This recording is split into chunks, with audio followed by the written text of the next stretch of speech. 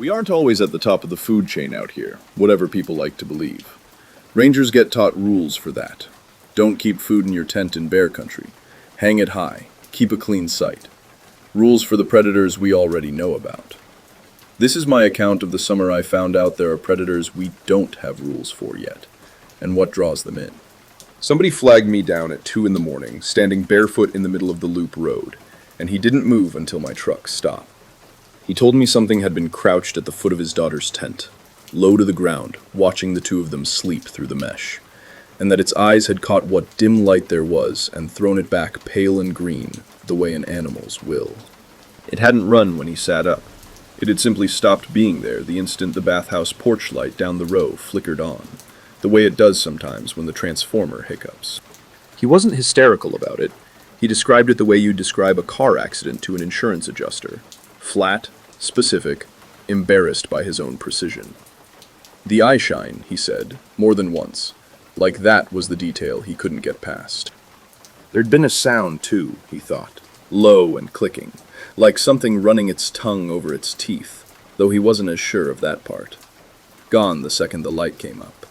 I've hosted this campground 8 seasons now, 4 of them as the only ranger on the overnight rotation, and in that time I've walked people through bear encounters, medical calls, 2 drownings I don't talk about, and more drunk and disorderly than I could count on both hands.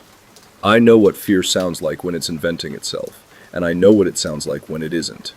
This wasn't invented.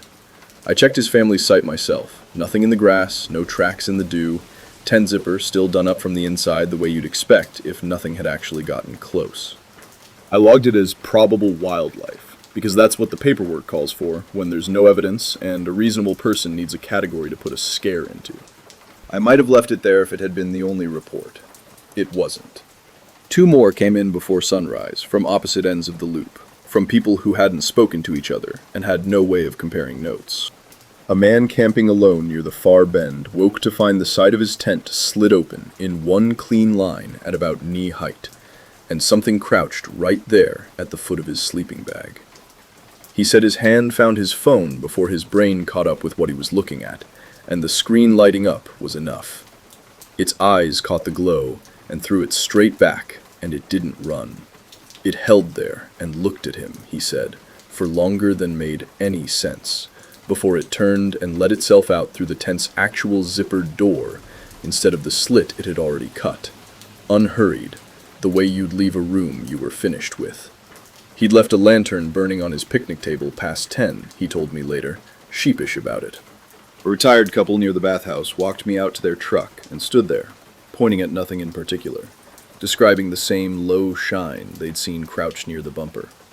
Their own sight light, one of those clip-on lantern types, was still going when I got there, well past when it should have been, though none of us thought anything of that at the time. When I asked what else they remembered, they both said it at the same time, unprompted. The sound. A thin, wet clicking, like a tongue working against teeth, coming from somewhere they couldn't pin down. 3 separate parties, no contact with each other, landing on the same, specific, unusual pair of details to describe the same thing. People don't coordinate an urban legend that precisely by accident.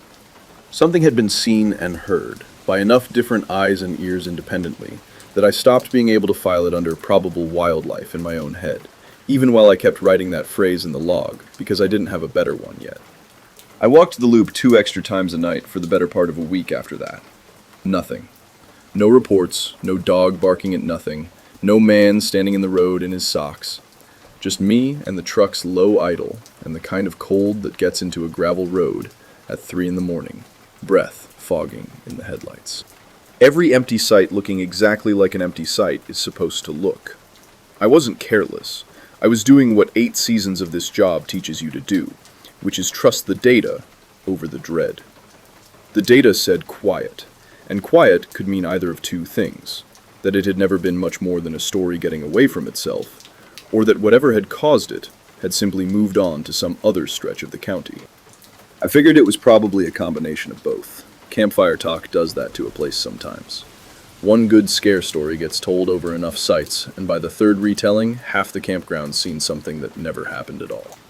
I'd watched that pattern play out before, with bears that turned out to be raccoons, turned into black bears, turned into something with red eyes by the time it reached Site 40. It wasn't that. 2 nights before I was proven wrong, I heard something on a normal round that I never wrote up, because I didn't have a category for it either. An empty site, no one booked in, and a thin clicking coming off the tree line. Even, patient, almost rhythmic. The kind of sound that wants to be an insect if you let it. I've spent 8 seasons learning what the animals in treeline sounds like, and that wasn't one of the normal sounds. I swung my light across the brush, and the sound stopped. I stood there a long minute, waiting for it to start again. It didn't. I wrote it down as unidentified insect activity. Whatever caution the first round of scares had put into people didn't last much past a week. Camping trips are camping trips. Nobody keeps their guard up over 3 stories they only heard secondhand, and by the 7th night, the loop looked exactly like it always does by day 5 or 6 of anybody's trip. Strings of lights back up past dark, campfires banked but not dead, the ordinary carelessness of people on vacation. On the 7th night, a family 2 rows back had a dog that wouldn't stop screaming. Not barking, screaming. The sound a dog makes when it's genuinely afraid rather than just alert, fixed on the tree line behind their sight. I got there at a run. The dog quieted the second my flashlight beam hit the trees, the way dogs will when a person shows up and takes charge, but I could still feel whatever had put that sound in him hanging in the air like a held breath. The family's porch light was one of those little solar string lights people hang along their picnic table. Harmless, decorative, the kind of thing you buy at a gas station on the way in. It wasn't broken. It hadn't been knocked down or chewed through. It had been unscrewed from its little stake, carefully, and set upright in the center of the picnic table, base down, like someone had wanted it moved without wanting it damaged. The mother told me later they'd forgotten to switch it off at 10 the way the rules require. One more thing nobody thinks about on a camping trip until it matters. I stood there a long time, with my own light on that string bulb sitting so neatly where it didn't belong. And I understood that whatever had done that had hands capable of care. That's a worse thought than claws. Claws are an animal. Care is a choice. 2 nights after the porch light, I was running the loop road faster than I should have, headlights carrying just far enough ahead to be useless, when something was in the road that hadn't been there a second before. I stood on the brakes hard enough to lock the back end sideways on the gravel, dust coming up in the high beams, and for 1 full second, there was a shape crouched dead center in my own lane, low and still, facing me instead of away. Then the dust cleared and the road was empty, and I was sitting there with both hands locked on the wheel, and my heart going like I'd actually hit something. I checked the grill afterward out of pure reflex. Nothing. I told dispatch it was a deer that didn't clear in time. I don't think I believed that even as I said it. 2 nights later, on my normal loop, I caught it at the very edge of my beam for the first time. A low shape at the tree line, 2 points of shine where its eyes should be, gone the instant my light swept fully onto the spot. Not gone the way something runs and you catch the motion of it leaving. Gone the way a held breath just ends. 4 nights after that one, it let me see more of it. Same edge of the same beam, but it held a half-second longer this time. Long enough that the shine resolved into something with a shape behind it, low and too broad through the shoulders. I heard the clicking again, close now, before the dark took all of it back at once. Every time after that, for the better part of a week, it was the same pattern.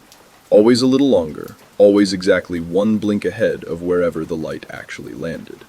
Like it was learning how much rope I'd give it before I looked away. The closest I saw it before the end was on foot, not in the truck, a few nights after the second time at the tree line. I was checking a busted spigot at an empty site, flashlight down at the pipe instead of up at the tree line the way I should have kept it, and when I straightened up it was close enough that I heard it before I saw it. That same clicking, right at shoulder height, no more than 15 feet off. I had my light on it and was backing toward the truck before I'd finished turning around. It didn't follow. It didn't move at all that I saw. But 15 feet is nothing. 15 feet is a bad half-second of hesitation away from whatever it actually wants. I sat in the truck a long time before my hands were steady enough to write anything down. That was when I started paying closer attention to when the sightings happened, and that's when the pattern of it stopped feeling random. Quiet hours at this campground run 10 to 6.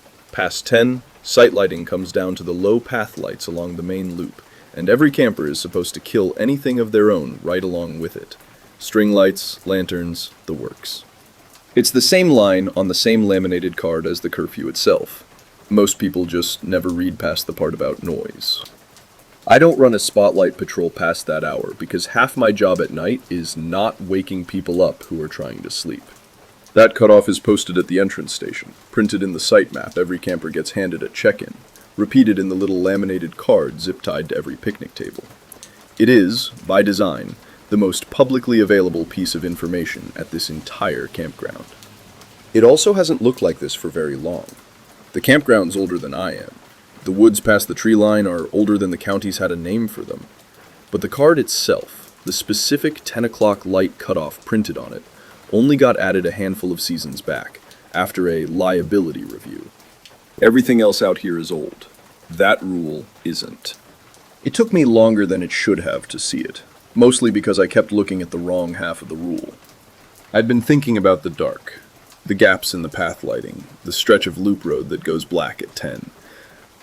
But every sighting, once I actually laid them out next to each other, had happened at a site where somebody's own light was still burning past the hour it was supposed to be off. The solo camper's lantern, the retired couple's clip-on light by their bumper, the family's string lights the night the dog wouldn't stop. Even that first report, if I let myself think back on it, the father had described some dim light near that tent for its eyes to have caught in the first place. I don't think it's reading a notice board, whatever it is. I don't think it can. I think it's drawn to light left where light isn't supposed to be, the way anything nocturnal drifts toward a porch bulb somebody forgot to turn off. The schedule just tells me, after the fact, exactly which nights somebody broke the rule. I thought about the clicking a lot around then, too, even and unhurried, on some rhythm of its own. And it occurred to me it picked up loudest whenever it had found whatever it was looking for. The night I finally saw it whole, I wasn't on my normal loop. I'd gone out alone, off schedule, to check an empty site at the far end that had been flagged for a downed limb. No families nearby, no other lit windows for 100 yards in either direction. I left the site's own lantern hook lit anyway, running off a battery pack I keep in the truck for exactly this kind of thing, and told myself it was so I could see the limb well enough to call it in properly. Some part of me went out there hoping to draw it in. It didn't run this time. My beam found it crouched at the tree line, same posture as every half glimpse before it, and it simply stayed, held still under the full light for the first time since any of this started. I got the whole of it in that beam. Eyes that threw the light back pale green and never once looked away from me to blink. Skin pale enough to look wet even from 30 feet. A stillness that had nothing nervous in it at all. The stillness of something that had simply run out of reasons to leave. The clicking started up again while I watched it. Slow, unbothered, coming from somewhere in it I couldn't place and didn't want to. Then it took a step. Not fast, nothing like a lunge. Just one unhurried step out of the tree line and onto the mowed grass, closing maybe 6 feet of the distance between us, like it was testing whether the light would still hold if it did. My feet had me back at the truck door before I decided to move them. I didn't lower the beam. I didn't look away. But I stopped being someone watching it and started being someone deciding, in real time, exactly how much ground I was willing to lose before I ran. It didn't take a second step. We stayed like that after, my light on it, it doing nothing at all but that sound and the 6 feet it had already taken. Long enough that I started to understand the light wasn't what had ever kept it away. There had just never before been a night with no one else close enough to run toward, and now, for the first time, it wanted to know how much that actually mattered. I backed the truck out of there without ever letting the beam drop off it, all the way to the gate, and I don't remember consciously deciding to do that either. Some things your body just knows to do. I called it in on the radio, the way I've called in 100 nothing calls before. Probable animal, no injuries, site secure. That was the version I trusted myself to say out loud and mean. Dispatch logged it and moved on, the way dispatch does with every routine closeout. I sat in the truck a long while after, at the gate, engine running, before I trusted myself to drive back through the loop. The bathhouse porch light was still burning when I passed it. It flickered once as I went by, not a transformer hiccup this time. I'd know that flicker anywhere after 8 seasons of these fixtures. One clean pulse, off and back on, in the exact rhythm of a bulb being unscrewed and reset by a careful, patient hand. Posting the card isn't enough anymore. I make people turn off their lights by 10 now, not just hand out a laminated schedule and hope everybody reads it. I walk the loop at hours I don't write down anywhere but my own notebook, and if I catch a lantern or a string of lights still burning past curfew, I don't log it and move on the way I used to. I knock.